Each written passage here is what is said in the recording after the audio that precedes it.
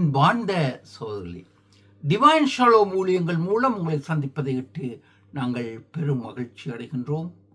அன்பானவர்களே, நீங்கள் சுகமாக இருக்கின்றீர்களா? உங்களுக்காக நாங்கள் தொடர்ந்து ஜெபிக்கின்றோம். உங்களது ஜெபத் தேவைகளுக்கும் ஆலோசனைகளுக்கும் நீங்கள் முன்கூட்டிய அறிவித்தலின் பேரில் உங்களை நாங்கள் தொடர்பு கொள்ள முடியும். உங்களுக்காக ஒரு தொலைபேசி இலக்கத்தை நான் தருகின்றேன். இது கோட் நம்பர், ஆஸ்திரேலிய நம்பர் +61 0422 139 764. மீண்டும் அதை கூறுகின்றேன், +61 0422 139 764. இந்த இலக்கம் ஜபத்துக்கும் ஆலோசனைகளுக்கும் மட்டும், தனிப்பட்ட தொடர்புகளுக்கு அல்ல, ஊழியத்துக்காக நான் பயன்படுத்தும் தொலைபேசி. நண்பர்களே, இதுவரை சப்ஸ்கிரைப் செய்த உங்கள் யாவருக்கும் நன்றி. சப்ஸ்கிரைப் செய்யாவிட்டால் ஒரு தடவை சப்ஸ்கிரைப் செய்யுங்கள். உங்கள் நண்பரோடத்தினும் பகிர்ந்து கொள்ளுங்கள். இக்காணொலியை முழுவதுமாக பாருங்கள். இக்காணொலி ஒரு அரிய பொக்கிஷமாக, அரிய சில விளக்கங்களை எடுத்து விளக்கும் முத்தாக இருக்கின்றது. முழுவதுமாக பாருங்கள், நண்பருடன் பகிருங்கள். இதை உங்களை ஆசீர்வதிப்பார். ஒரு விசை ஜெபம் செய்வோம். கர்த்தாவே, இந்த வேலைக்காக நாங்கள் ஜெபிக்கிறோம். கர்த்தாவே, இந்த வேளையிலும் விசேஷமாக கண்ணீருடன், மனபாரத்துடன் இப்பொழுது நடந்து கொண்டிருக்கும் யுத்தத்துக்காக வருகிறோம். கர்த்தாவே, அமெரிக்க, ஈரான், இஸ்ரேல், மத்திய கிழக்கு நாடுகளின் யுத்தங்களுக்காக கர்த்தாவே வருகிறோம். இங்கு ஒரு சமாதானத்தை கட்டளையிடும். இங்கு இருக்கும் கற்பிணி தாய்மார்களுக்காக, வயது சென்றவர்களுக்காக, சிறுவர்களுக்காக, குழந்தைகளுக்காக கண்ணீருடன் வருகிறோம். கர்த்தாவே, இங்கு வைத்திய சிகிச்சைகளை எடுக்கும் உம்முடைய பிள்ளைகளுக்காக வருகிறோம். இவர்களுக்கு வேண்டிய பாதுகாவலை கட்டளையிடும். கர்த்தாவே, இந்த நாடுகள் இருக்கும் இராணுவ வீரர்களுக்காக கர்த்தாவே வருகிறோம். நீர் ஒவ்வொரு மனித நேயத்தையும் விரும்புகின்றவர். கர்த்தாவே, இங்கு இருக்கும் ஒவ்வொரு இராணுவ வீரர்களும் பாதுகாக்கப்பட, உயிர் சேதங்கள், அவர்கள் அங்க சேதங்கள் இல்லாதபடிக்கு அவர்களை நீர் பாதுகாத்து ஒரு சமாதானத்தை கண்டு தாரும் ஐயா. அணு ஆயுதங்கள் பாவிக்கப்படாதபடிக்கு ஒரு தடையை ஏற்படுத்தி ஒரு சமாதானத்தை ஏற்படுத்தி தாரும். அவர்கள் செய்யும் முயற்சிகள், அணு ஆயுதங்கள் செய்யும் முயற்சிகளை தடை பண்ணி அவர்கள் செயலிழக்க செய்ய வேண்டும் என்று உம்மை நோக்கி கேட்கின்றோம். பொறுப்படுத்திக் கொள்ளுங்கள். விசேஷமாக கர்த்தாவே, உலகெங்கிலும் இந்த நிகழ்ச்சியை கேட்கும்படிய பிள்ளைகளும், இந்த குடும்பத்தை சேர்ந்த டிவைன் ஷாலோம் குடும்பத்தை சேர்ந்தவர்களையும் ஆசீர்வதியும். வைத்திய உதவிகளை, வைத்திய சிகிச்சைகளை எடுக்கும் பிள்ளைகளை ஆசீர்வதியும். அவர்களது நிகழ்ச்சியை கேட்கும்படிய பிள்ளைகள் உலகளாவியும் பிள்ளைகளுடைய பொருளாதார தேவைகள், கர்த்தாவே, ஆன்மீக தேவைகள், குடும்ப சூழ்நிலைகள் அனைத்திலும் நீர் பொறுப்படுத்திக் கொள்ளும். அவர்களை ஆசீர்வதியும், பாதுகாத்துக் கொள்ளும். விசேஷமாக தங்களது பிறந்த நாள்களையும், தங்கள் அனிவர்சரியையும், நீர் தங்களுக்கு தந்த ஆசீர்வாதங்களையும் கொண்டாடும் பிள்ளைகளை கண்ணோக்கி பாரும். ஏற்ற துணையை தேடும் பிள்ளைகளுக்கு நீர்தான் ஏற்ற துணையை ஏற்படுத்திக் கொள்ளும். நீங்கள் பேசுங்கள் ஐயா. உடைய பிரஸ்தாவின் அபிஷேகத்தினால் நிரப்பி பேசும் அடியேன் உம்முடைய வார்த்தைகளை கூற உம்முடைய அக்கினியின் அபிஷேகத்தினால் நிரப்பும். இயேசு கிறிஸ்துவின் நாமத்தில் ஜெபிக்கிறோம் பரம தந்தையே, ஆமென். அன்பானவர்கள், வேத பாடமாக கொலோசியர் நிருபம் 1 அதிகாரம் 15 முதல் 17 வசனங்களை வாசிக்க கேட்போம். அவர் அதரிசமான தேவனுடைய தற்சுரூபமும் சர்வ சிருஷ்டிக்கும் முந்தின பேருமானவர். ஏனென்றால் அவருக்குள் சகலமும் சிருஷ்டிக்கப்பட்டது.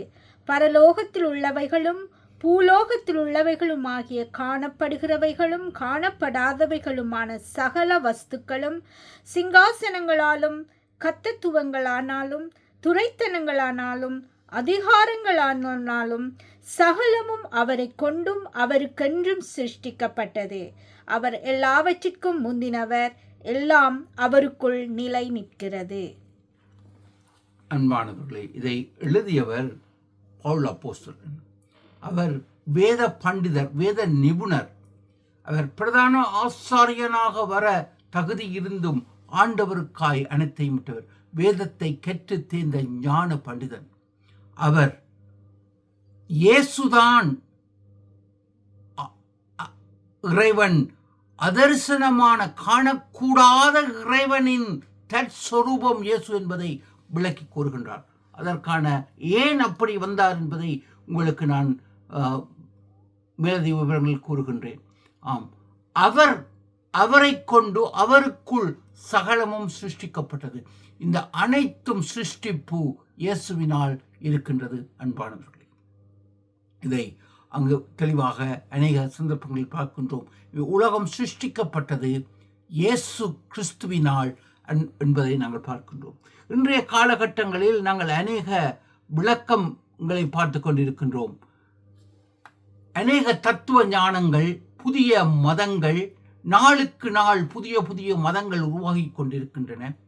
அன்பானவர்களே, புதிய இறையல்கள், மனுஷர் தங்கள் சிந்தனைக்கு எட்டியவற்றை இறையல் என்று கூறிக்கொண்டிருக்கின்றார்கள். இவை அனைத்தும் திரிவு கொள்கைகள், இறைவனை மறுதலிக்கும் செயல்களாக இருப்பதை நாங்கள் அறிகின்றோம். அநேகர் அறியாமலும் இருக்கின்றோம். அன்பானவர்களே,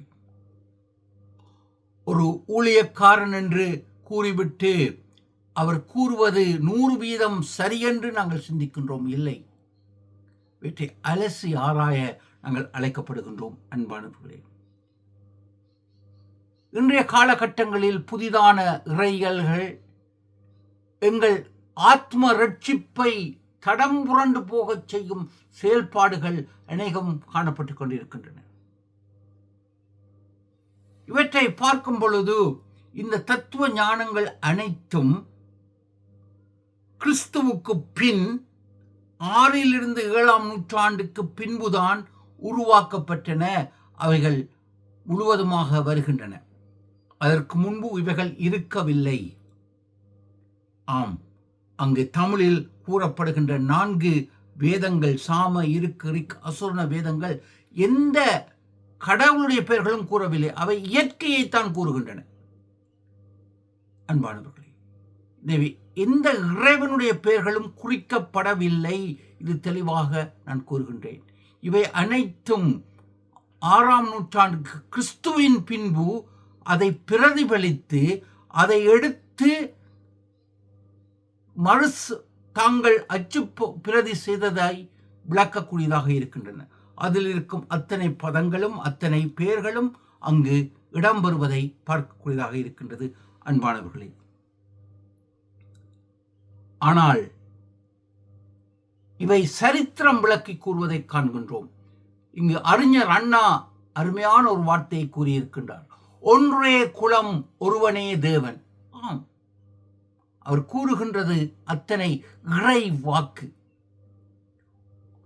இதை நாங்கள் அறியாமல் இன்று அநேக தத்துவ ஞானங்களின் பின்னால் சென்று கொண்டிருக்கின்றோம். அன்பானவர்களே, இங்கு சங்கீத புஸ்தகத்தில் 68 அதிகாரத்தில் கூறப்படுகின்றது, விசுவாசம் இல்லாமல் தேவனை எவரும் அங்கு சாந்தப்படுத்த முடியாது.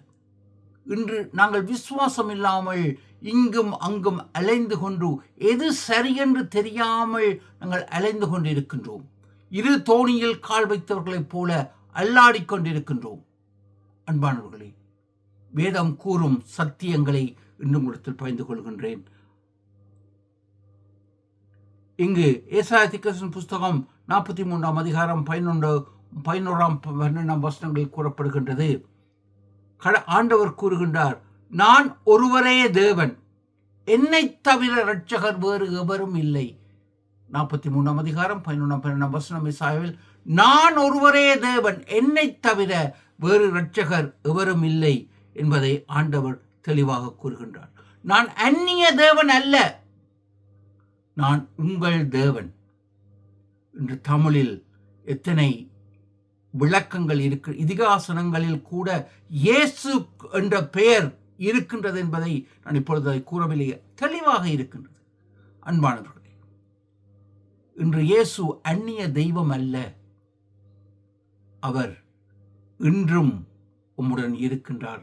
ஆனால் கிறிஸ்துவுக்கு பின்பு 6 நூற்றாண்டு பின்பு எழுதப்பட்டவைகள் நாரதரை சாட்டி, வேறு பரிசுத்தவான்களை சாட்டி, புதிய மதங்கள் வேதத்தை எடுத்து அதில் இருந்த விளக்கங்களைத்தான் எழுதியிருக்கின்றார்களே ஒழிய வேறொன்றும் இல்லை. இன்று எத்தனை சமய வழிபாடுகள் பழைய ஏற்பாட்டில் இருக்கும் ஆலய வழிபாட்டின் கட்டிட நிர்மாண அமைப்பை 100% ஒத்து இருக்கின்றது. இதை வாசிக்கும் பொழுது ஆச்சரியமாக, அதே பழைய ஏற்பாட்டில் ஒரு ஆலயம் எவ்விடம் இருக்க வேண்டும், பலிபீடம் எப்படி இருக்க வேண்டும் என்பதை தான் இன்று இருக்கும் அநேக வழிபாட்டு ஸ்தலங்களில் காண 100% கட்டிட நிர்மாண அமைப்பு முறை இருக்கின்றன.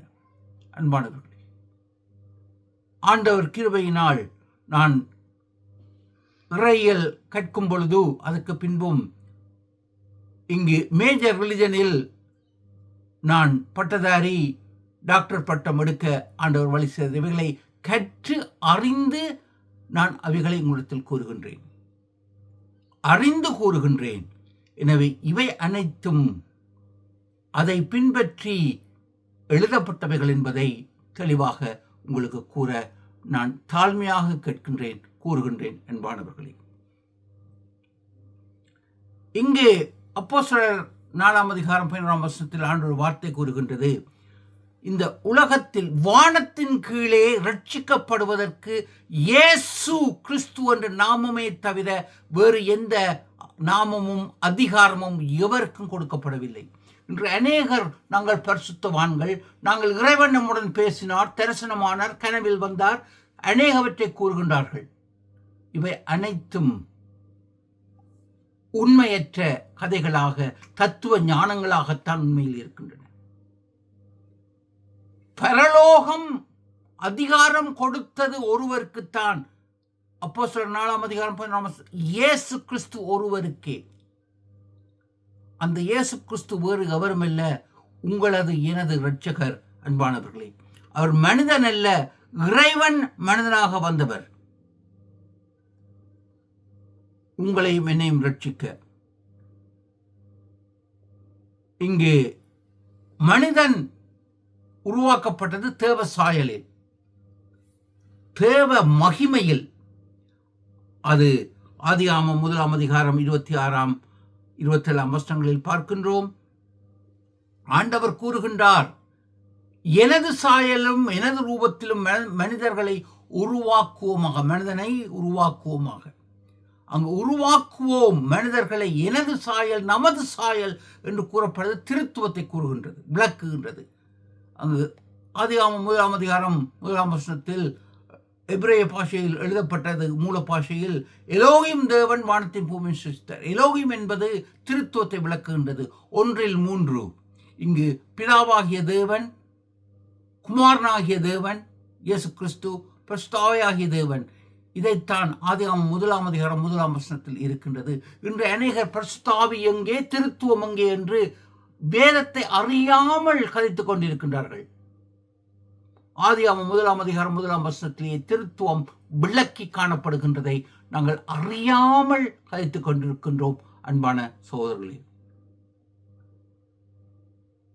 இங்கு ஆண்டவர் 2 அதிகாரம் 7 வசனத்தில் பார்க்கின்றோம், தனது சாயலில் தனது ரூபத்தில் 26 27 வசனத்தில் இங்கு இறைவன் சிருஷ்டித்தது மனுக்குலத்தை.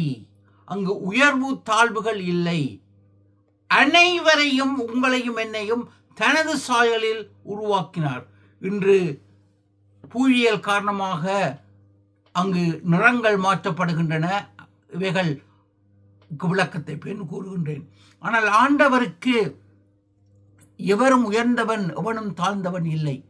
ஆனால் இன்று நாங்கள் எமது தத்துவ ஞானத்தில் ஒருவர் தலையில் இருந்து பிறக்கின்றார், ஒருவர் காலில் இருந்து பிறக்கின்றார். அங்கு வகுப்பு வாதங்கள், உயர்வு தாழ்வுகளை நாங்கள் நாரதரை பழி சாட்டி நான் பெரியவனாக வர வேண்டும் என்ற காரணத்தினால் கூறப்பட்டவைகள் தான் இவைகள். இவைகள் தத்துவ ஞானங்கள், இவைகள் அல்ல. இறைவன் உயர்வு தாழ்வுகளை உருவாக்குகின்றவர் இறைவன் அல்ல. திருக்குறளில் அழகாக கூறப்படுகின்றது, வேண்டுதல் வேண்டாமை இலானடி சேர்ந்தார்க்கு யாண்டும் விடும்பையல் இல்லை. அதாவது விருப்பு வெறுப்பு இல்லாத இறைவனிடத்தில் சேர்கின்றவர்களுக்கு என்று துன்பமில்லை இல்லை.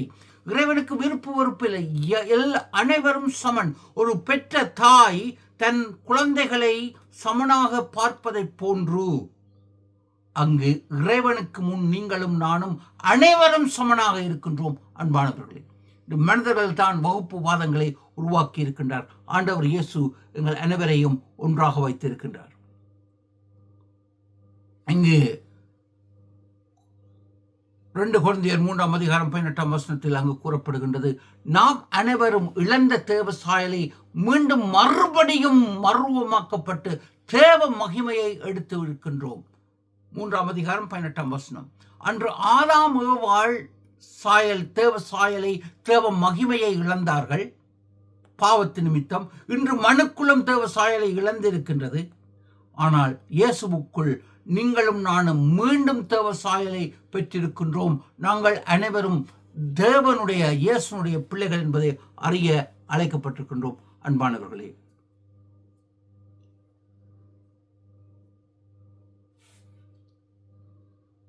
இன்று ஆண்டவர் நம் அனைவரையும் சமனாக நேசிக்கின்றார். இங்கு யோவான் 1:16 ஆண்டவர் கூறுகின்றார், எவர் ஆண்டவர் இயேசுவை விசுவாசிக்கின்றார்களோ அவர்கள் அனைவரும் தேவனுடைய பிள்ளைகளாகும் புத்திர சுவிகாரத்தை கொடுத்திருக்கின்றார். இன்று நானும் நீங்களும் தேவனுடைய பிள்ளைகள், ராஜாதி ராஜாவின் பிள்ளைகள். உயர்வுகள், தாழ்வுகள், அந்தஸ்துகள் இல்லை.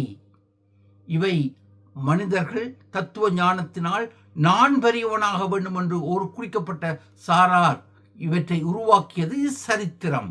இதை அறியாமல் இன்று எங்களை நாங்கள் தாழ்த்தி, அவர் உயர்ந்தவர் நான் தாழ்ந்தவன் இல்லை. இவை உருவாக்கப்பட்டது மனிதனினால். அவர்கள் தான் தொழில் பிரிவை உருவாக்கினார்கள் தங்களை உயரத்தில் வைத்து.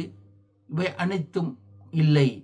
ஆண்டவர் இயேசு அனைவரையும் சமனாக பார்க்கின்றார். அவருக்குள் நாங்கள் பிள்ளைகள். உலகை வணைந்தவர், உருவாக்கியவர் அந்த இறைவன். அந்த இறைவனை மனிதனாய் பிறந்தார். அன்பானவர்களே, இங்கு அழகாக கூறப்படுகின்றது கொலோசியருக்கு நிருபம் 1:17 அவருக்குள் சாலமும் சிருஷ்டிக்கப்பட்டது.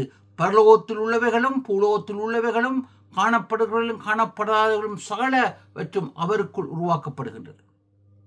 இங்கு எதற்காக அவர் அந்த இறைவன், உலகை வணைந்த பரிசுத்தமுள்ள இறைவன், ஒருவரும் சேரக்கூடாத ஒளியில் வாசம் பண்ணும் இறைவன் மனிதனாக வந்தார் என்று சிந்திக்கும் பொழுது நாங்கள் பார்க்கின்றோம். இங்கு யாத்ரா 33:20 அங்கு மோசே ஆண்டவரை பார்க்க வேண்டும் என்று வாஞ்சிக்கின்றார். ஆண்டவர் கூறுகின்றார், நீ என் முகத்தை பார்த்தால் மரித்து போவாய். எவரும் என் முகத்தை பார்ப்பவர்கள் உயிருடன் இருக்க மாட்டார்கள். அப்படி காணக்கூடாத, ஒருவரும் சேரக்கூடாத ஒளியில் வாசம் பண்ணும் அந்த இறைவன் மனுக்குலத்தின் மீட்புக்காக அடிமையின் ரூபம் எடுத்து, தாழ்மையின் ரூபம் எடுத்து, மனுக்கோலம் எடுத்து வந்தார் என்பதை நாங்கள் பார்க்கக்கூடியதாக இருக்கின்றது. அன்பானவர்களே, இதை தெளிவாக அங்கு நாங்கள் கொலோசியர் நிருபத்தில் நாங்கள் பார்க்கின்றோம். இங்கு ஆண்டவர் இயேசு யோவான் 10:30 கூறுகின்றார், நானும் தேவனும் ஒன்றாக இருக்கின்றோம்.